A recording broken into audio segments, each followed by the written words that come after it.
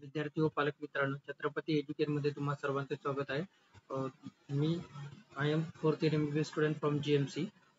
सध्याच नेमकाच 1 वाजताच NEET 2025 चा रिझल्ट जाहीर झालेला आहे.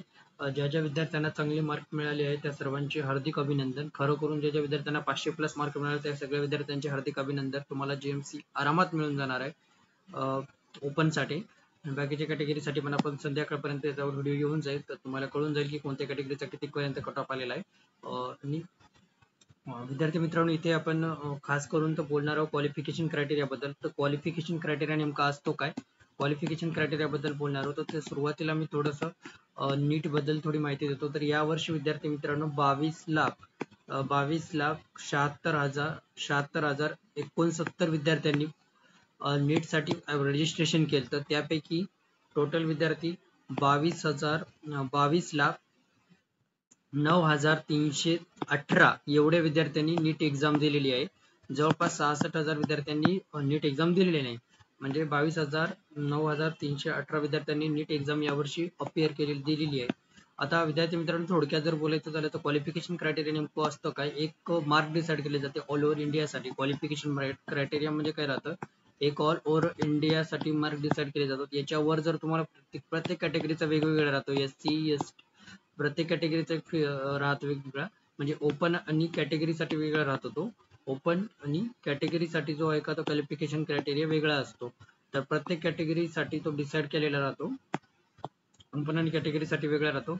या क्वालिफिकेशन क्रायटेरियाच्या वर जर तुम्हाला मार्क असले तर तुम्ही ऑल ओव्हर इंडियामध्ये कुठे पण ऍडमिशन घेऊ शकता, हे डिसाईड असते. जर तुम्हाला त्याच्या वर मार्क पाहिजे तर क्वालिफिकेशन क्रायटेरियाच्या वर जर तुम्हाला मार्क असतील तर तुम्हाला ऑल ओव्हर इंडियामध्ये कुठे पण ऍडमिशन मिळू शकतं. तर क्वालिफिकेशन क्रायटेरियामध्ये बघा, वाटलं होतं थोडा कमी जाईल, पण कम्पॅरेटिव्हली विद्यार्थ्यांनी चांगला मार्क घेतलेले बायोलॉजी वगैरे, त्याच्यामुळे क्वालिफिकेशन क्रायटेरिया जवळपास जास्त काही फरक पडला नाही गेल्या वर्षी व या वर्षीपेक्षा.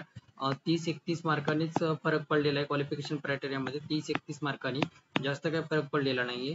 तर विद्यार्थी मित्रांनो, हे बघा क्वालिफिकेशन क्रायटेरिया NEET UG 2025 चा जे जनरल आणि EWS साठी क्वालिफिकेशन क्रायटेरिया मार्क आहेत 144 मार्क. जर तुम्हाला 144 च्या वर जर जनरल आणि EWS मध्ये मार्क असतील तर तुम्ही ऑल ओव्हर इंडियामध्ये कुठे पण ऍडमिशन घेण्यासाठी पात्रता आहात तुम्ही नीट थ्रू.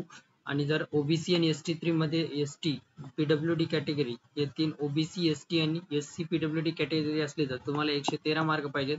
113 च्या वर जर मार्क असतील तर तुम्हाला ऑल ओव्हर इंडियामध्ये कुठे पण ऍडमिशन भेटू शकते. मग तुम्ही मॅनेजमेंट कोट्या थ्रू घ्या, चांगल्या कॉलेजला घ्या, एखाद्या कुठे पण ऍडमिशन भेटण्याची शक्यता आहे. फक्त तुम्ही वेगवेगळ्या फील्डमध्ये. नंतर जनरल आणि EWS मध्ये, ओपन आणि EWS मध्ये PWD कॅटेगरी असेल तर तुम्हाला 127 मार्क लागतील. तर तुमचा ऑल ओव्हर इंडियामध्ये कुठे पण ऍडमिशन होऊ शकते 127. हे झालं थोडक्यात माहिती क्वालिफिकेशन क्रायटेरियामध्ये. ज्या ज्या विद्यार्थ्यांना या मार्कच्या 144 च्या वर किंवा ओपनसाठी किंवा 113 OBC साठी किंवा इतर कॅटेगरीसाठी ज्या ज्या विद्यार्थ्यांना मार्क पडले त्या सर्व विद्यार्थ्यांचे हार्दिक अभिनंदन. तुम्हाला ऍडमिशन मिळण्याची ऍडमिशन भेटून जाईल.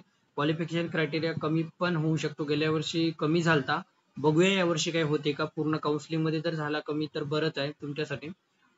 थोडक्यात माहिती घेऊया आपण. जर कमी जर झाला तर कळेलच आपल्याला.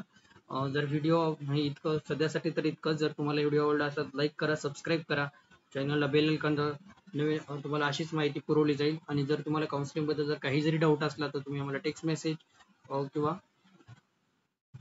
फॉलो करू शकता. आपल्या व्हॉट्सअप ग्रुपला जॉईन व्हा. धन्यवाद.